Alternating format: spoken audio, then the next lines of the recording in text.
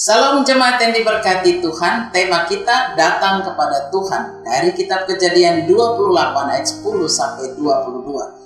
Ceritanya adalah Yakub ketika dia berangkat dari Berseba ke Haran. Di situ dia lari dan takut dari abangnya Esau. Di sini Bapak Ibu dan saudara-saudara yang diberkati Tuhan, ternyata Alkitab jujur menceritakan akan persoalan pergumulan dalam keluarga. Jadi kalau kita pun ada masalah dalam keluarga hidup saudara bersaudara, ternyata di zaman kitab Kejadian sudah ada. Yakub takut dan dia lari. Dia lari jauh, dan ketika hari mulai malam, dia tiba di suatu tempat dan dia tidur beralaskan batu. Situasi suasana yang tidak menyenangkan, tapi itulah yang terjadi. Dan disitulah Yakub bermimpi. Lihatlah malaikat Tuhan turun naik. Artinya hadirat Allah ada padanya. Allah datang pada Yakub. Allah datang pada manusia yang berdosa. Yakub ketika itu, dia hanya memikirkan masalah lahiriah. Dia hanya memikirkan masalah-masalah materi. Dia tidak mampu memahami berkat secara rohani yang akan dia terima. Oleh sebab itu, dia takut dan dia lari.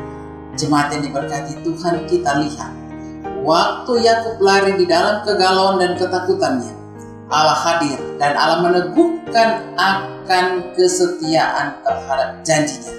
Ayat 15 dikatakan, Aku akan menyertai, melindungi, membawa ke negeri yang dijanjikan dan memenuhi janji setianya, bahwa keturunannya akan menjadi banyak seperti debu dan seperti pasir di laut. Inilah janji Allah. Bayangkan jemaat Tuhan, Yakub yang lari, Yakub yang bermasalah, tapi Allah mau datang kepada dia.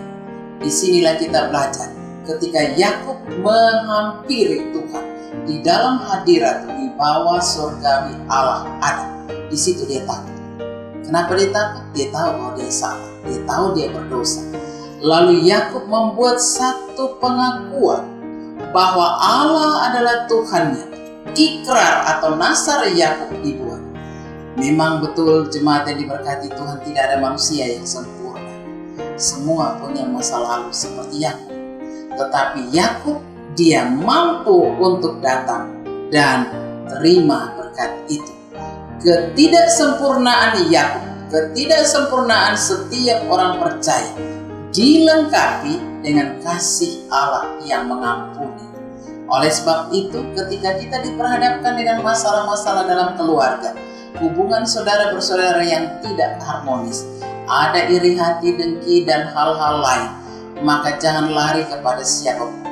Larilah kepada Tuhan, datang kepada Tuhan, karena Dia Allah yang setia. Di dalam kegalauan Yakub bingung, takut, tetapi Allah menghampirinya.